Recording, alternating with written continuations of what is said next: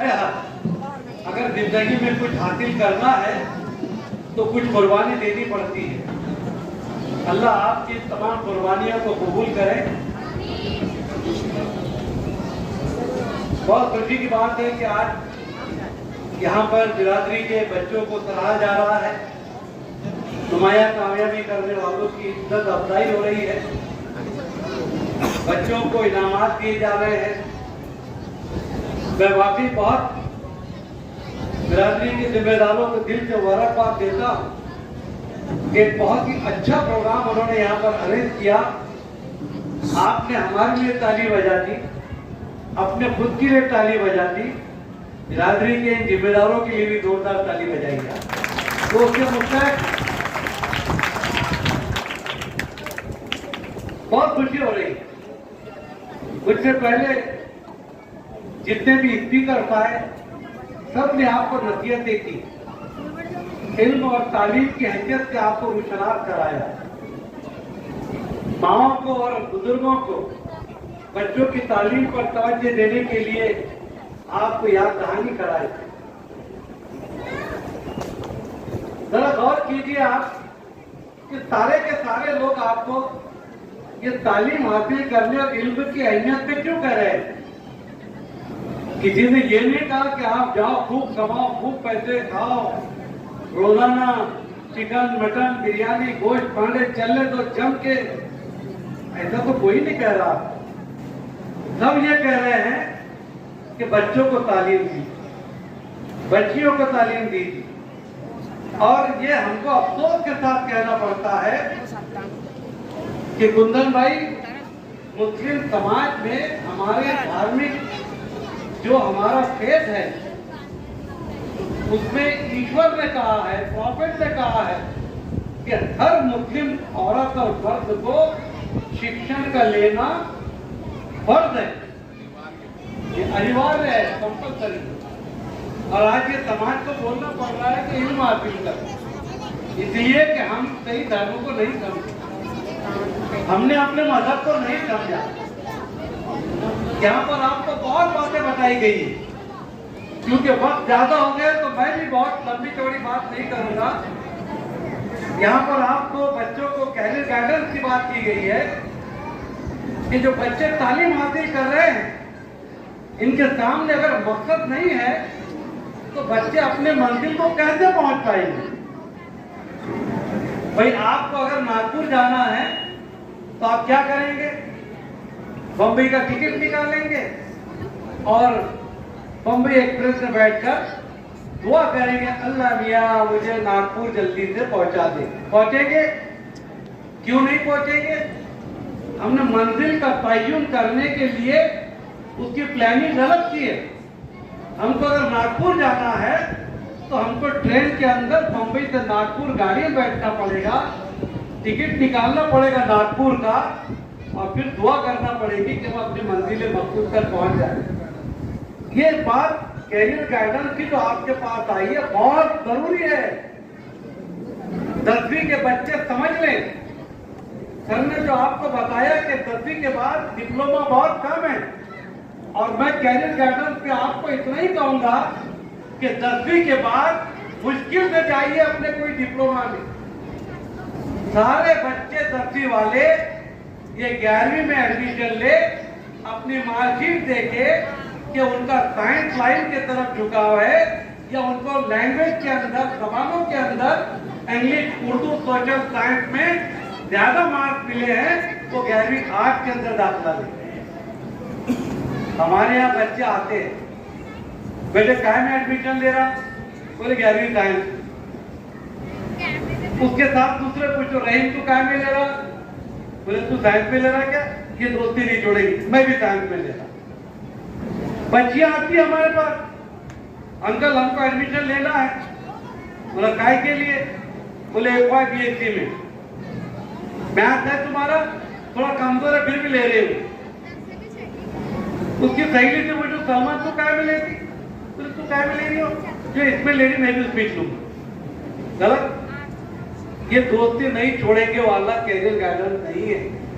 आपकी 10वीं की मार्कशीट बताती है आपका बच्चा आर्ट्स का है, कॉमर्स या साइंस का है वो अपने बड़ों से पूछो या फिर हमारे स्कूल में आके हमारे टीचर से अतः से गाइडेंस।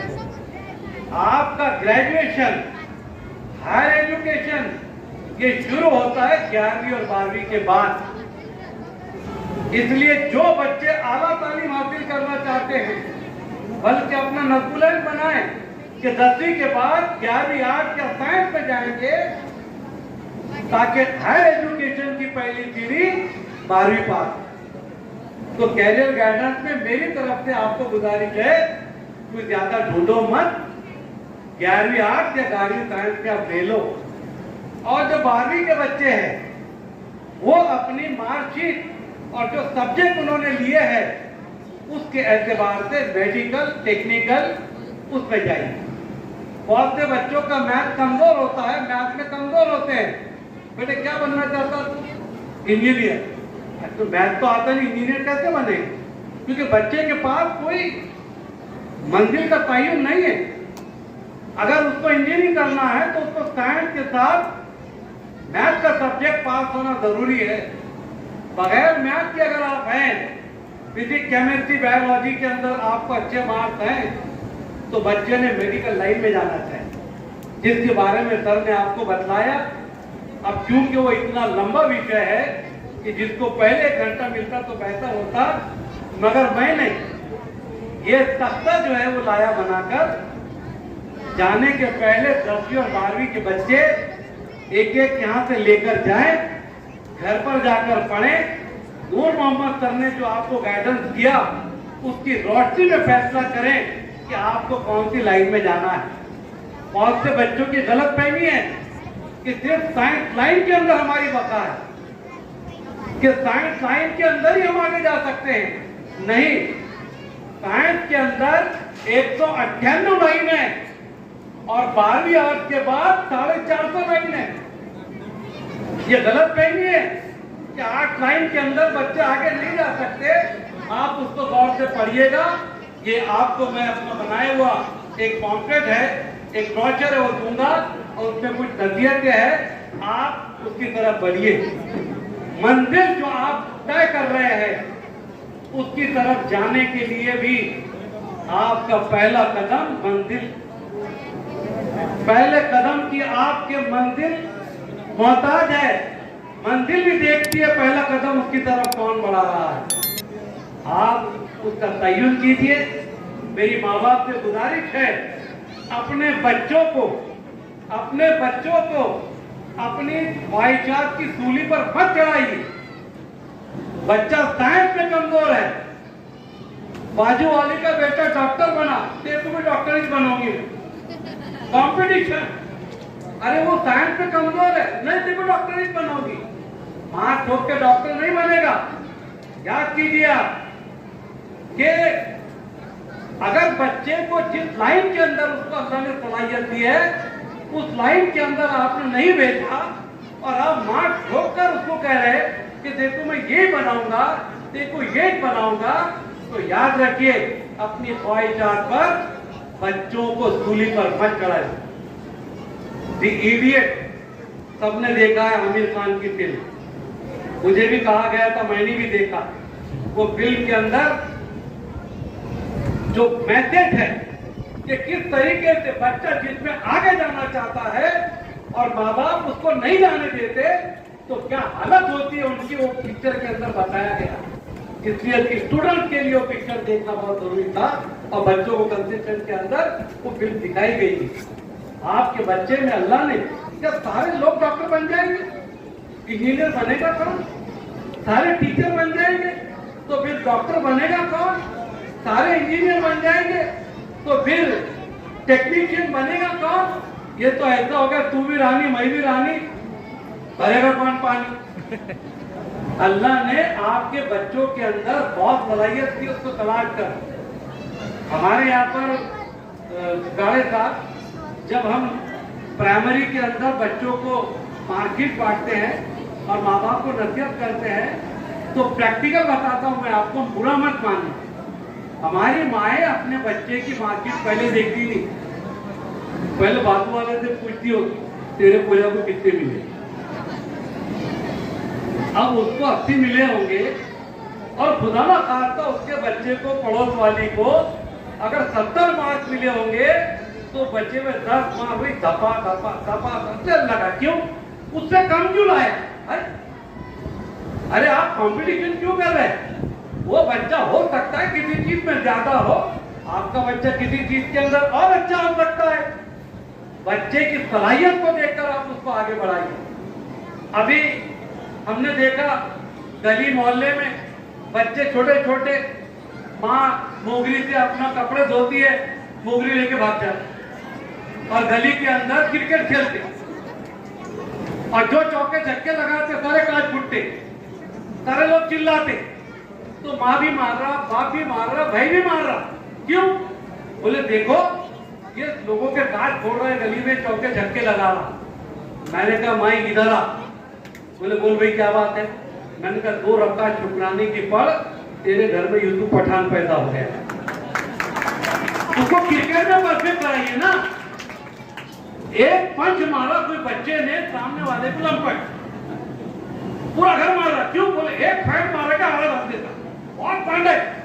अरे मैं बोला उसको इधर लाओ, उसकी कोचिंग करो और उसको सिखाओ कि बॉक्सिंग क्या होती है। अरे तेरा बच्चा गोल्ड मेडल लाएगा ओलंपिक में जाके फाइटिंग के अंदर। पर हमारे यहाँ कहता है बाजू वाले से बढ़ के मेरा बच्चा होना। कॉम्पिटिशन नहीं, अल्लाह ने आपके पेट में रहम में जो बच्चा दिया है उसकी सलाहियत अलग हो सकती है, दूसरे बच्चे की सलाहियत अलग हो सकती है। तो खुदा के वास्ते अपने बच्चे का रुझान देखकर आप उसको आगे बढ़ाइए, अपनी ख्वाहिशात की सूली पर उसको मत अटकाइए। ये मेरी आपसे मौजूदाना गुजारिश है और मैंने इसमें लिखा है, उसको पढ़िएगा। आप अपने बच्चों को पढ़ाते हैं। आज ड्रॉप आउट के लिए मुझसे इशारा मिला है, बहुत खतरनाक हाल है ड्रॉप आउट का। और अभी 11वीं के एडमिशन गवर्नमेंट ने हाथ में ले ली तो और खतरनाक हालत होने वाली, बहुत खतरनाक हालत होने वाली है। पूरे जिले में 320 उर्दू प्राइमरी स्कूल है, प्राइवेट, नगर पालिका, एक कॉर्पोरेशन और जिला परिषद। अगर इन 320 स्कूलों के अंदर अगर 40-40 बच्चे भी आपने पकड़े, 50-50 बच्चे भी पहली क्लास से पकड़े, तो आप हिसाब कर लो, 20 जाने दो, 5 किए 15,000 बच्चे आपके जिले में पहली जमात से आ रहे हैं। फिर पूरे जिले के अंदर उर्दू हाई स्कूलें कितनी है? 68 स्कूल में आप 70 पकड़ लो और 2-5 के अंदर या 10-15 स्कूलों में 2-3 डिवीजन पकड़ लो। तो वहां पर अगर आपने 40 के हिसाब से एवरेज पकड़ा तो 7 चौक 28, और अगर 80 डिवीजन पकड़े तो 8 चौक 32, 3,000 3,500 बच्चे जो पहली के अंदर 15 थे वो कितने हो गए? और फिर जूनियर कॉलेज 28। एक आर्ट्स के अंदर 80 की तादाद ली जाती है, साइंस में 80 लिए जाते हैं, साइंस तो फुल हो जाता है, लेकिन आर्ट्स के अंदर 40-50 बच्चे रहते हैं। ये सारे डिवीजन आप देखेंगे, जलगांव जैसा वो जिला जो पूरे महाराष्ट्र में उर्दू एजुकेशन के अंदर नंबर 1 पकड़ा जाता है, 12वीं तक हमारे 20% बच्चे जाते हैं, 80% बच्चों का ड्रॉप आउट होता है। और सीकर समाज का एक डाटा उन्होंने बना के दिया, मैंने तो आपको जनरल बताया था, पहली से 9वीं तक 220 स्टूडेंट पहुंचे और 10वीं से 12वीं तक 20 से 25 स्टूडेंट पहुंचे। बाकी के तारे हुए गौर किया आपने इसके ऊपर? कितनी बड़ी जिम्मेदारी है आप पर, कितना बड़ा आपके ऊपर बोझ है। ये सब चिल्ला चिल्ला के आपसे कह रहे आपके बच्चों को पढ़ाइए, आपके पास पैसा नहीं है, एक बार भूखा रहिए, आपके पास पैसा नहीं है, हम मदद करेंगे, लेकिन बच्चों को पढ़ाइए। इनके घर पर जाकर वो बच्चा पैसे नहीं देगा, वो बड़ा होकर आपको कंधे पे बिठा के हज कराएगा। उस बच्चे को पढ़ाने की बात यहाँ पर क्या हम इससे गौर कर रहे हैं? कहाँ गए ये बच्चे? टिकल कर बिरादरी का ये आंकड़ा देखिए आप, जो आपको फर्जी नहीं है या कोई जादू टोने वाला आंकड़ा नहीं है, पहली से 9वीं में इस बिरादरी के बच्चे 220 थे और 10वीं से 12वीं के अंदर 20 से 25 बच्चे रह गए, 190 बच्चे आपके गायब हो गए। जबकि आपका हर बच्चा 12वीं तक पढ़ना चाहिए। उसके बाद आला तालीम की बात। मेरी माँ बहनों, मेरे बुजुर्ग और दोस्तों, याद रखो, ये औलाद आपकी मेहनत का नतीजा नहीं है। याद रखिएगा, ये इंसानों की मेहनत का नतीजा नहीं है, ये अल्लाह की आपके पास अमानत है। जिसे चाहा उसको दिया और जिसको नहीं चाहा लाखों रुपए खर्च कर लिए, बाबा के पास चले गए, तावीज करने किए, इलाज किया, अल्लाह ने देना था दिया, नहीं देना था नहीं दिया। तो ये आपके बस में नहीं है। अल्लाह उन सब लोगों को साहबे औलाद कर दे जिनको अल्लाह ने नहीं दिया है, लेकिन जिनको दिया है उनका आनंद क्या है। मेरी माँ बहनों पे गौर करो, कितनी बड़ी जिम्मेदारी निकल कर बिरादरी की है कि इन बुजुर्गों का वक्त खत्म हो रहा है। अब हम लाइन में लगेंगे, आने वाली नस्ल का ये आलम है। तो दुनिया के अंदर, इस मुल्क के अंदर, क्या हम इस मुल्क पे बोझ बनना चाहते हैं?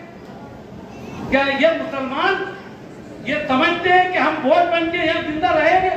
सगा बाप भी और फैमिली के लोग भी अगर बच्चा नाकारा है, बोझ है, तो उसको निकाल देते हैं। हम इस मुल्क में रहकर इस मुल्क की खिदमत करना चाहते हैं। इसकी डिफेंस सर्विस में जाकर सामने वाले मुल्कों से, चाहे पाकिस्तान हो, चाहे चाइना हो, चाहे अमेरिका हो, तो हाथ करने के लिए अपने बच्चों को तैयार करना चाहते हैं। हम इंजीनियर, डॉक्टर बनाना चाहते हैं। ऐसे डॉक्टर इंजीनियर बन जाएंगे। आपकी कुर्बानी क्या है ये सोचिए आप। कितनी माएँ हैं जिन्होंने पैसे जमा कर कर अपने बच्चों के लिए तालीम का प्लान किया है। गफ्फार भाई जिंदा नहीं है, लेकिन उनकी बात दोहराता हूँ, अल्लाह उनको अजर सवाब से नवाजे कि जिस तरीके से ख्वाजा गरीब नवाज की हम गल्ला डालकर नियाज के पैसे साल भर जमा करते हैं, आप भी अपने बच्चों के नाम से एक तालीमी डब्बा बनाइए, उसमें भी रुपया 2 रुपया डालिए।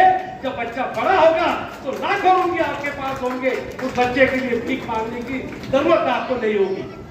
सोचिए थोड़ा सा, कितनी बड़ी जिम्मेदारी है कि इनकलाब जो ही आ जाएगा कि कोई जादूगर आएगा, छू मंतर काली कंकर, और उसमें से अल्लादीन निकलेगा।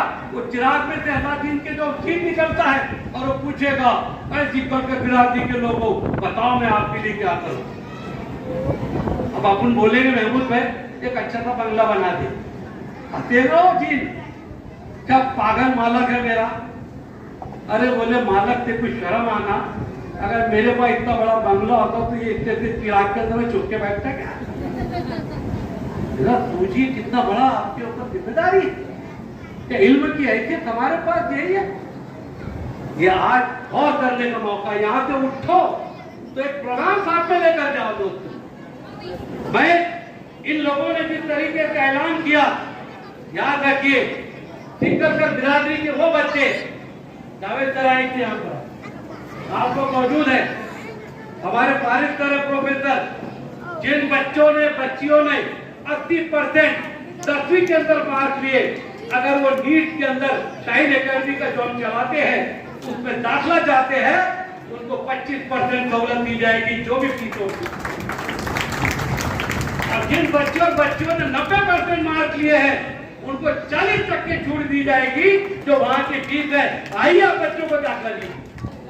और मजीद मेरी गुजारिश है हाजी साहब कि 5वीं के अंदर पब्लिक स्कूल के अंदर कोई बिरादरी का यतीम बच्चा होगा, मिस्कीन बच्चा होगा, 4वीं पास है उर्दू से, कमजोर भी है चलेगा, भेजिए। 10वीं तक पूरा पैसा लगाकर उस बच्चे को कपड़े रखते और पूरी तालीम मुफ्त दी जाएगी। भेजिए आप। लेकिन चैलेंज करता हूं कि आप नहीं कर पाएंगे काम।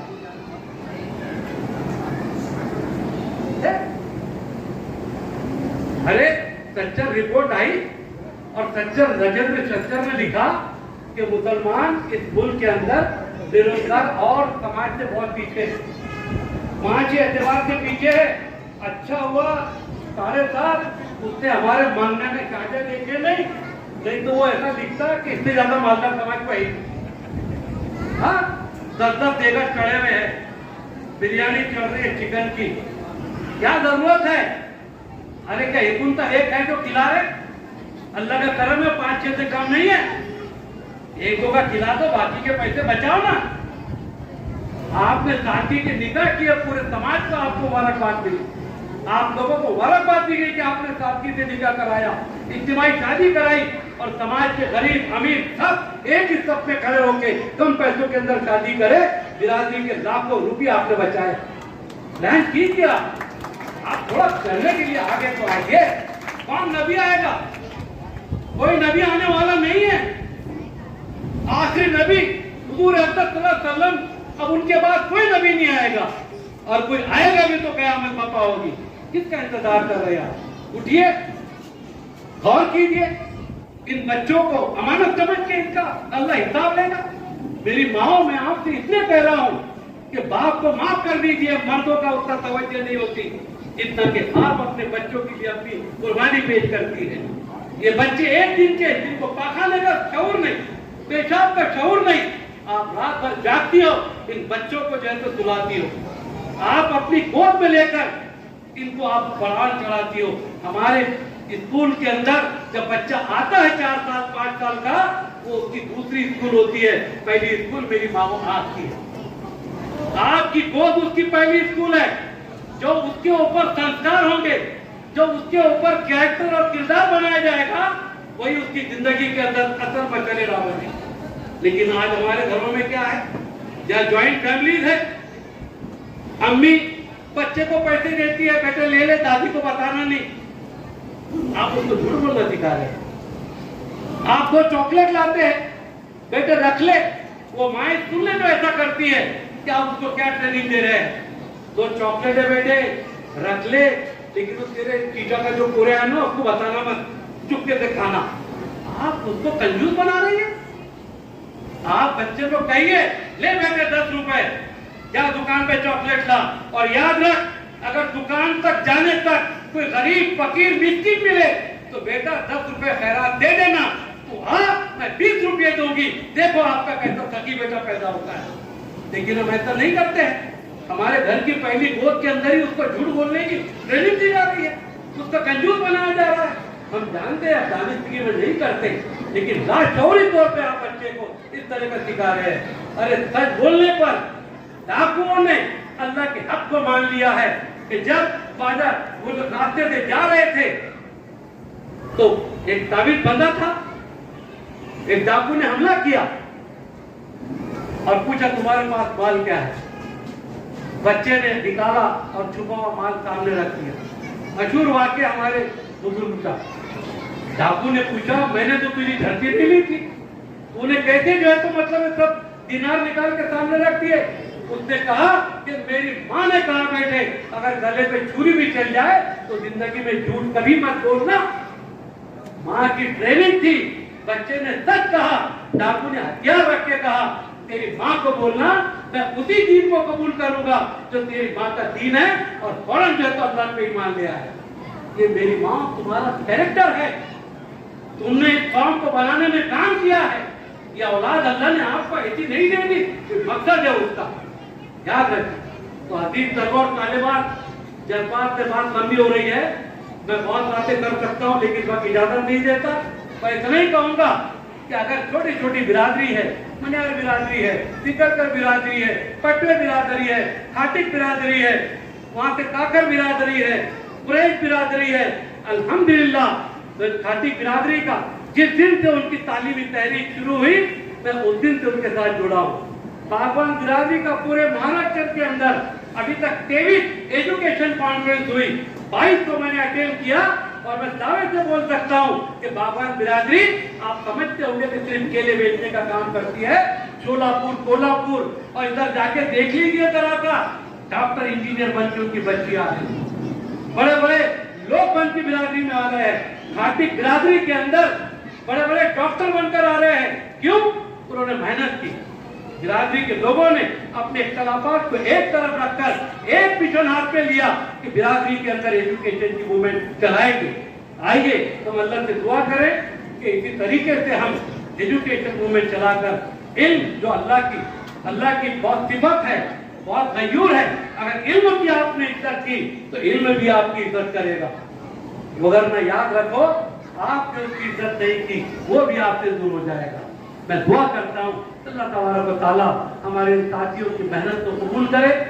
मेरी माँ और बहनों, आज से इनकलाब पैदा करने के लिए अज़्म करके जाइए कि खुदा न खास्ता आपके बच्चे को पढ़ाने में आपको अगर कोई दिक्कत आ रही है, कि लोगों ने वादा किया, हम भी उसके साथ शामिल है, पैसों की बुनियाद पर कल आपका बच्चा जो इंजीनियर डॉक्टर बनना चाहता है, कलेक्टर और डीएसपी बनना चाहता है, मिशन यूपीएससी के अंदर अगर वो पढ़ रहा है, तो पैसे उसकी बुनियाद के अंदर आने दिए आएंगे। आपके साथ तन भन से है कोई पॉलिटिकल